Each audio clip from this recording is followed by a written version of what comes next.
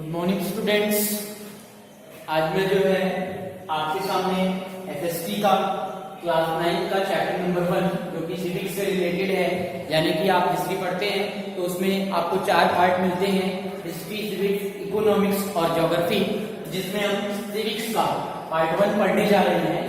और अगर आप देखेंगे तो टॉपिक का नाम है democracy in the contemporary world, या यूं कहें तो समकालीन विश्व में अगर आप बात करें तो आप लोकतंत्र के बारे में पढ़ेंगे। यहाँ जिसको नहीं जानकारी है वो जान ले कि डेमोक्रेसी का मतलब होता है लोकतंत्र, और यहाँ पर अगर जिसको जानकारी ना हो कंटेम्परेरी का मतलब क्या होता है, तो कंटेम्परेरी का मतलब होता है समकालीन, और वर्ल्ड का मतलब आप जानते हैं विश्व। तो ये हमारा जो टॉपिक है अगर आप देखेंगे तो ये एसएसटी का है टॉपिक और क्लास 9 का है, सिविक्स का चैप्टर नंबर 1 है और ये लेक्चर 1 है। अभी तक इसकी शुरुआत आज मैं इसकी शुरुआत करने जा रहा हूँ। टॉपिक का नाम है या चैप्टर का नाम है democracy in the contemporary world, या यूं कहें तो समकालीन विश्व में आप लोकतंत्र के बारे में पढ़ने जा रहे हैं, डेमोक्रेसी के बारे में पढ़ने जा रहे हैं। और अब तक आपने पढ़ा भी है कि डेमोक्रेसी किसे कहते हैं, तो आप जान लीजिए, नहीं जानते तो भी जान लीजिए कि democracy is a form of government where people choose their representative, या यूं कहें तो democracy is a form of government where people elect their representative, या यूं कहें तो लोकतंत्र एक ऐसा सिस्टम है, लोकतंत्र सरकार का एक ऐसा प्रकार है जिसमें जो लोग होते हैं वो अपने प्रतिनिधियों का चुनाव करते हैं, और वो प्रतिनिधि जो होता है वो आगे चलकर लोगों के अनुरूप शासन करता है। तो ये देखेंगे तो ये डेमोक्रेसी की परिभाषा होगी, लोकतंत्र की परिभाषा होगी। अब्राहम लिंकन ने भी अपनी एक परिभाषा दी है, अभी आप आगे पढ़ेंगे तो देखेंगे कि डेमोक्रेसी की एक परिभाषा उनके भी द्वारा दी गई है, of the people, for the people and by the people, यानी कि जनता का जनता के लिए और जनता द्वारा शासन ही लोकतंत्र कहलाता है। तो यहाँ पर आपने लोकतंत्र की या डेमोक्रेसी की परिभाषा को देखा। तो इस टॉपिक के अंदर में यानी कि democracy in the contemporary world, यानी कि समकालीन विश्व में लोकतंत्र, इसमें कुछ कहानियां हम सुनेंगे। यानी ये चैप्टर जो है आप समझ सकते हैं, इस चैप्टर में ये चैप्टर जो है पूरी तरीके से स्टोरी बेस है, यानी कि कहानी के बेस है, पीछे कुछ घटनाएं हुई हैं, उन घटनाओं के बेस के आधार पर इस चैप्टर को यहाँ पर दिखाया गया है। तो इस चैप्टर में आप जो है 4 चीजें आप यहाँ पे पढ़ने जा रहे हैं। इस चैप्टर में हम 4 टॉपिक को कवर करते हैं। पहला टॉपिक होगा हमारा इंट्रोडक्शन। पहले मैं इस टॉपिक का आपको परिचय कराऊंगा कि इस टॉपिक में आपको क्या जानना है, डेमोक्रेसी क्या है, किस प्रकार से कई सारे विश्व में कई सारे देश हैं जहाँ पर डेमोक्रेसी कार्य करती है। तो इसका इंट्रोडक्शन अभी मैं आपसे करवा देता हूँ। दूसरी चीज यहाँ पर 2 टेल्स ऑफ डेमोक्रेसी, 2 कहानियां आप यहाँ पे पढ़ने जा रहे हैं। अभी जब मैं शुरू करूंगा तो आपको 2 कहानियां लोकतंत्र के बारे में यहाँ पे आपको पढ़ाऊंगा, तो आपको समझ में आएगा कि जो 2 टेल्स है डेमोक्रेसी की, या जो 2 कहानियां हैं वो किस प्रकार से है। फिर अगला हम देखेंगे मिलिट्री कूप ऑफ 1973, 1973 में एक मिलिट्री कूप होता है, एक मिलिट्री आक्रमण होता है जो पूरे तरीके से शासन सत्ता को बदल कर रख देता है। इस प्रकार से एक मिलिट्री कूप ऑफ 1973 का इस चैप्टर के अंदर में पढ़ेंगे। और लास्ट टॉपिक हमारा यानी कि आज का लास्ट पॉइंट इस पर हमारा डिस्कशन होगा वो है रिस्टोरेशन ऑफ डेमोक्रेसी। किस प्रकार से जो डेमोक्रेसी है वो फिर से रिस्टोर होती है, यानी कि पुनः लोकतंत्र जो है वहां पर किस प्रकार से आता है, क्या तरीका होता है, क्या घटनाएं होती हैं, क्या क्या होता है। चलिए यहाँ पर जो है इस चैप्टर के माध्यम से जो कि सिविक्स का है, बहुत ही अच्छा बहुत ही इंपॉर्टेंट टॉपिक है डेमोक्रेसी, और डेमोक्रेसी को समझने की कोशिश करते हैं। Let's start the chapter. चलिए चैप्टर शुरू करते हैं, और चैप्टर में जो है हम अपने पहले पॉइंट की तरफ बढ़ते हैं। हमारा पहला पॉइंट है इंट्रोडक्शन, यानी कि परिचय। आपसे जो है इस चैप्टर का मैं परिचय कराऊंगा। तो अगर आप किताब की बात करें, अगर इस डेमोक्रेसी की बात करें, तो this book is about democracy. ये जो किताब है, ये जो टॉपिक है, ये पूरी तरीके से आपको डेमोक्रेसी के बारे में बताता है। और पहले चैप्टर में हम ये देखेंगे कि किस प्रकार से सैकड़ों सालों में, या यूं कहें तो अब ज्यादा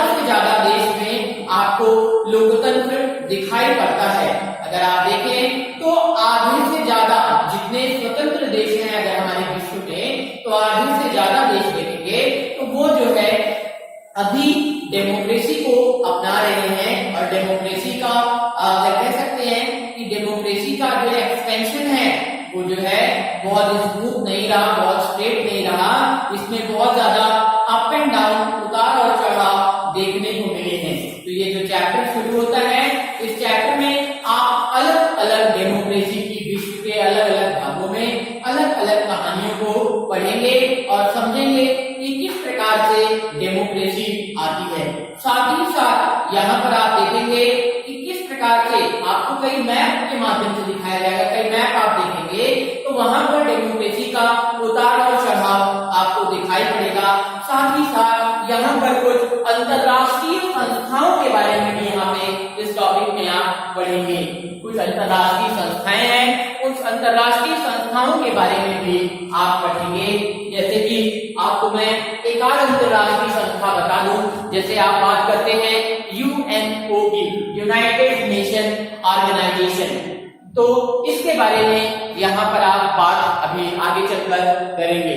तो चलिए हम लोग जो है इंट्रोडक्शन ले चुके हैं। इस टॉपिक में हमको विश्व के अलग अलग देशों के डेमोक्रेसी के बारे में चर्चा करना है, वो भी कहानियों के माध्यम से। तो चलिए टू टेल्स ऑफ डेमोक्रेसी, या यूं कहें तो डेमोक्रेसी पर दो कहानियों के माध्यम से आपको समझाने की कोशिश करता हूँ। कुछ स्पीच की कुछ लाइनें मैं आपके सामने पढ़ूंगा। ये लाइनें आपको जो है एलएनडी की मिलेगी। अगर एलएनडी के बारे में आपको बता दूं तो वो जो है उस समय प्रेसिडेंट था, चिली का।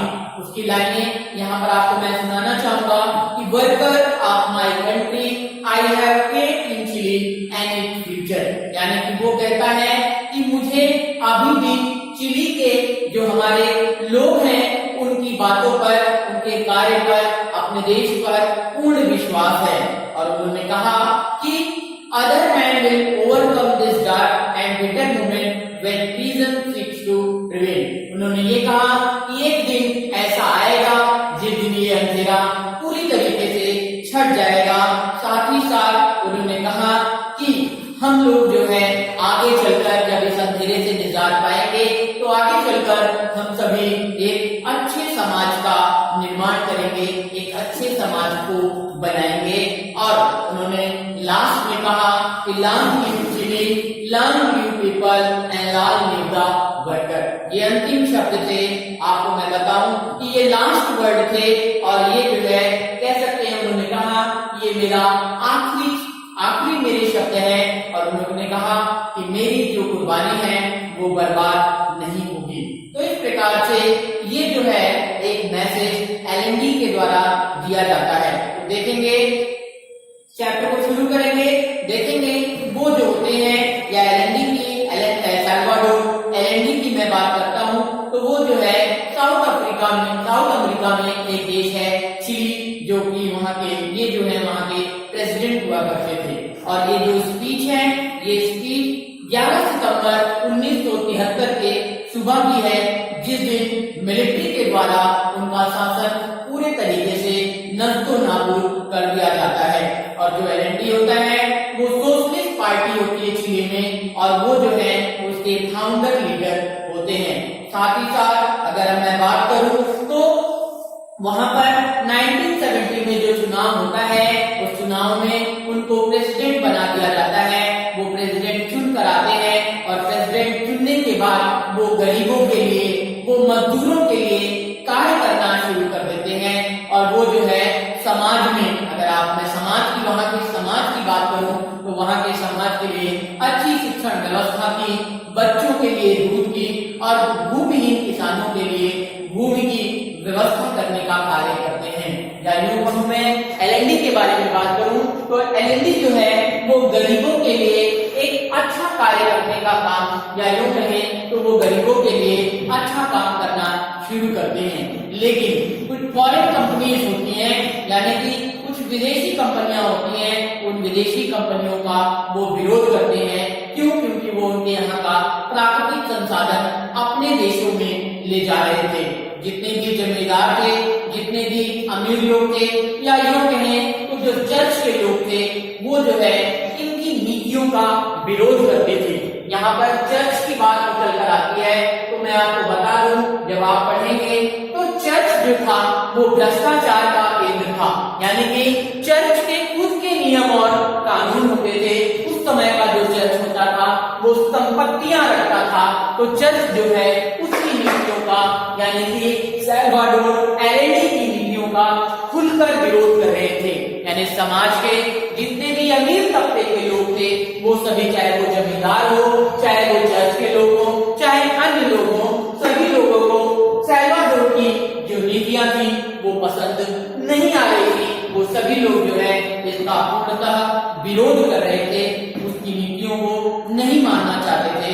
इसके अलावा कुछ और राजनीतिक दल चिली में उस समय थे जो भी एलेंडी की सरकार का विरोध कर रहे थे। तो चलिए, आपने यहाँ से तो एक चीज पढ़ ली, यानी कि आपने यहाँ पर एक चीज जान ली कि जितने भी लोग थे, यानी कि जो एलेंडी था वो एक अच्छा व्यक्ति था, वो एक अच्छा प्रेसिडेंट था, और उस प्रेसिडेंट ने अपने लोगों के लिए अच्छी नीतियों, अच्छी रीतियों को बनाया और उसका विरोध कुछ लोगों ने शुरू कर दिया। अगला टॉपिक देखेंगे तो आपको समझ में आएगा, मिलिट्री कूपा 1973। 1973 में कौन सी मिलिट्री कूप होती है जिससे एलेंडी का पूरा जीवन, या यूं कहें तो चिली की पूरी शासन सत्ता बदल जाती है। 11 सितंबर 1973, यानी कि 11 सितंबर 1973 की सुबह जो मिलिट्री होती है, जो कह सकते हैं कि जो मिलिट्री सैनिक होते हैं, वो पूरे तरीके से बंदरगाह पर कब्जा कर लेते हैं। जो डिफेंस मिनिस्टर होता है, रक्षा मंत्री होता है, उसको मिलिट्री के द्वारा उसकी ऑफिस में पकड़ लिया जाता है, उसको बंदी बना लिया जाता है। और जो मिलिट्री कमांडर होता है, यानी कि यहाँ पर जो सेनापति होता है मिलिट्री का, वो भी जो है रिजाइन कर देता है। एलेंडी जो है अपना रिजाइन देने से या फिर देश छोड़ने से मना कर देते हैं, लेकिन उनको अपनी जान का खतरा महसूस होता है। एलेंडी को लगता है कि लग रहा है अब मुझे मेरी जान का खतरा है, तो वो अपने देश के लोगों को रेडियो के माध्यम से कुछ समझाने, कुछ बताने की कोशिश करते हैं। और उसके बाद जो मिलिट्री होती है वो उस प्रेसिडेंट के घर को चारों तरफ से, यानी कि एलेंडी के घर को चारों तरफ से घेर कर उस पर बम बरसाना शुरू कर देती है, और एलेंडी जो है उस मिलिट्री अटैक में मारा जाता है। और ये जो उसका बलिदान था, या यूं कहें तो ये पूरे तरीके से ये जो स्पीच उसने दी, ये स्पीच जो है, या यूं कहें तो this was the sacrifice he was taking about the last speech, जो अपनी बलिदान की बात उसने अंतिम अपनी स्पीच में कही। साथ ही साथ उसने बताया कि एक ऐसी सरकार यहाँ पर बनाई गई, या एक ऐसी सरकार यहाँ पर आई, या यूं कहें तो मिलिट्री शासन आया, जिसने पूरी तरीके से हिंसा के माध्यम से इस जो यह कह सकते हैं कि पूरी तरीके से यहाँ पर जो है इस सरकार को उखाड़ फेंका। साथ ही साथ चिली में 11 सितंबर 1973 को क्या कारण होता है जिससे मिलिट्री को होता है, तो चलिए बात करते हैं जनरल ऑगस्टो पिंचफोर्ड का, जो कि एक आर्मी जनरल होता है, जो है इस आक्रमण का नेतृत्व करता है। साथ ही साथ अगर आप देखें तो यूनाइटेड स्टेट ऑफ अमेरिका, यानी कि यूएस की जो सरकार थी, उस यूएस की सरकार भी एलेंडी के शासन से काफी दुखी थी, एलेंडी के शासन से संतुष्ट नहीं थी। तो उसने जो है इस आक्रमण के लिए कहीं न कहीं किसी न किसी प्रकार से जो है फंडिंग का काम किया। आगे चलकर हम बात करते हैं तो पिंचफोर्ड जो है वो जो है यहाँ पर जो है जो आर्मी जनरल पिंचफोर्ड की भी मैं बात कर रहा हूँ, तो पिंचफोर्ड जो है वो आर्मी जनरल होता है, और वो यहाँ की शासन सत्ता संभालता है, और 17 साल तक यहाँ पर जो है कह सकते हैं कि शासन करता जाता है। और आगे चलकर जो देखेंगे तो एक सरकार बनाई जाती है, देखेंगे तो लोगों के द्वारा बनाने की कोशिश की जाती है, लेकिन यहाँ पर नहीं होता है। यहाँ पर लगातार मिलिट्री ऑफिसर उसको शिफ्ट करते हैं, और लगातार अगर आप देखेंगे तो कोई भी उनसे प्रश्न कुछ भी नहीं कर सकता है। यो कहें तो चिली में एक प्रकार से डिक्टेटरशिप लागू हो चुकी थी। जो पिंचफोर्ड की सरकार थी, पिंचफोर्ड की गवर्नमेंट जो है सब सभी लोगों को, या देखें तो अधिकांश लोगों को टार्चर करते थे, लोगों की हत्याएं करते थे जो भी उनके विरोध में जाते थे, या यूं कहें तो पिंचकोट का विरोध करने वाले लोगों को ये जो है उनकी हत्या करवा देता था। साथ ही साथ मैं यहाँ पर बात करता हूँ जनरल एल्बर्टो डैशलेट की, जो कि चिलियन एयरफोर्स के ऑफिसर होते हैं। वो स्वयं जो है इस आक्रमण को या इस मिलिट्री को ज्वाइन करने से मना कर देते हैं। तो बता दूं आपको, जनरल डैशलेट को उनकी पुत्री और उनकी पत्नी के साथ जेल में डाल दिया जाता है। लगभग 3000 लोगों को मिलिट्री के द्वारा मार दिया जाता है और हजारों लोग जो है वो कहीं ना कहीं कह सकते हैं कि उनकी मिसिंग होने की रिपोर्ट दिखाई जाती है, यानी कि कहां चले जाते हैं कोई नहीं जानता। यानी 3000 लोगों के मरने की खबर तो आती है, लेकिन इसके अलावा और हजारों लोग जो है मारे जाते हैं, लेकिन उनकी कोई भी खबर किसी भी प्रकार से नहीं मिलती है। तो आप समझ सकते हैं कि किस प्रकार का यह आक्रमण होता है और किस प्रकार से तानाशाही सरकार जो है वो चिली में पिंचकोट के नेतृत्व में, जो कि एक आर्मी का जनरल होता है, उस आर्मी के जनरल के नेतृत्व में ये सरकार जो है बनकर वहां पर खड़ी हो जाती है। अगला और लास्ट पॉइंट पर चलिए हम लोग चर्चा करते हैं, रिस्टोरेशन ऑफ डेमोक्रेसी। किस प्रकार से डेमोक्रेसी रिस्टोर होती है, किस प्रकार से डेमोक्रेसी का रिस्टोरेशन होता है, तो चलिए देखेंगे।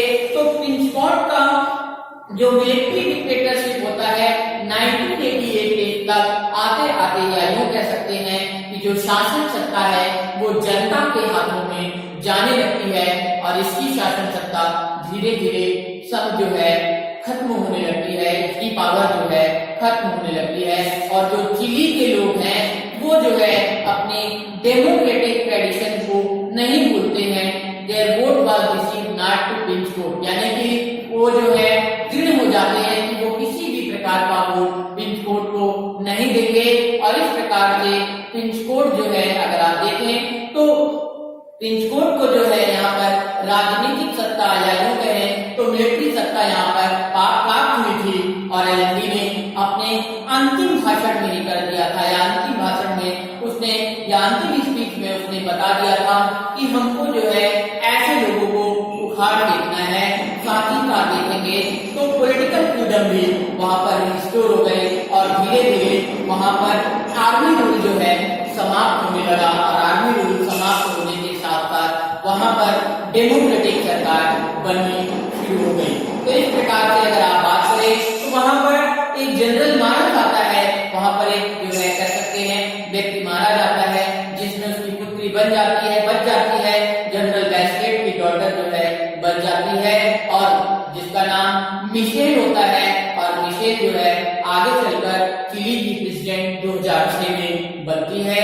मेडिकल डॉक्टर, वो जो है एक मेडिकल डॉक्टर होती है मिशेल, और पहली डिफेंस मिनिस्टर भी लैटिन अमेरिका की बनती है। तो इस प्रकार से अगर आप देखें तो वहां पर विक्ट्री होती है, वहां पर जीत होती है, और वो जो है उसके वो यानी कि मिशेल और उसके सपोर्टर्स मिलकर वहां पर फिर से डेमोक्रेसी को रिस्टोर करते हैं।